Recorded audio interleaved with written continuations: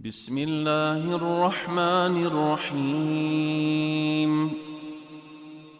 يسبح لله ما في السماوات وما في الأرض له الملك وله الحمد وهو على كل شيء قدير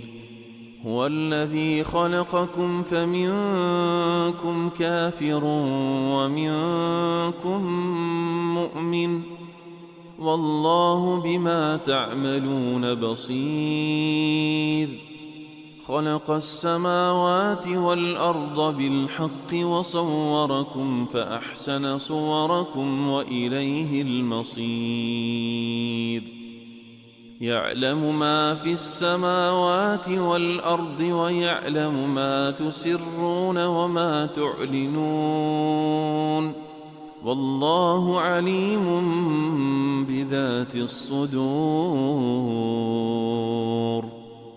ألم يأتكم نبأ الذين كفروا من قبل فذاقوا وبال أمرهم ولهم عذاب أليم ذلك بأنه كانت تأتيهم رسلهم بالبينات فقالوا أبشر يهدوننا فكفروا وتولوا واستغنى الله والله غني حميد زعم الذين كفروا أن لن يبعثوا قل بلى وربي لتبعثن ثم لتنبؤن بما عملتم وذلك على الله يسير فآمنوا بالله ورسوله والنور الذي أنزلنا والله بما تعملون خبير يوم يجمعكم ليوم الجمع ذلك يوم التغابن ومن يؤمن بالله ويعمل صالحا يكفر عنه سيئاته ويدخله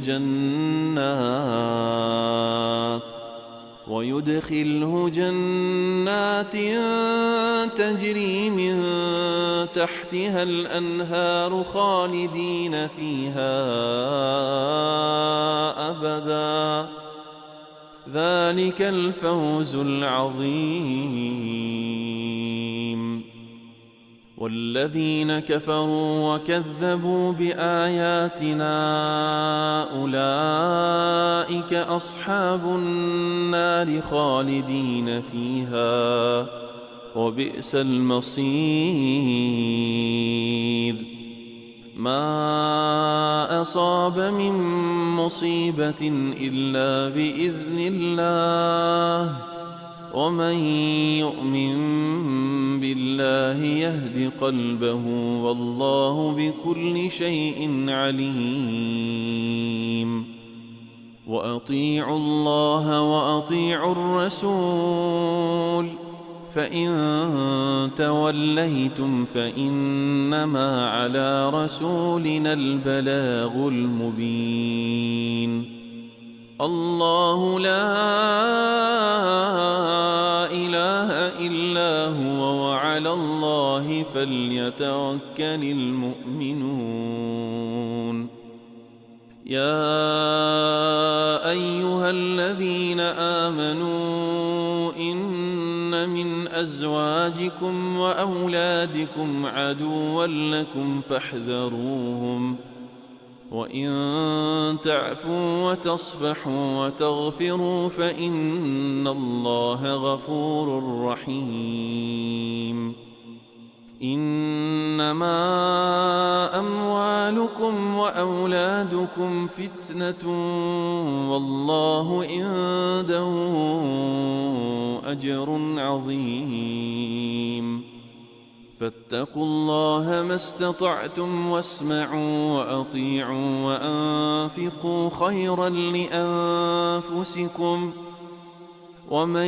يوق شح نفسه فأولئك هم المفلحون إن تقرضوا الله قرضا حسنا يضاعفه لكم ويغفر لكم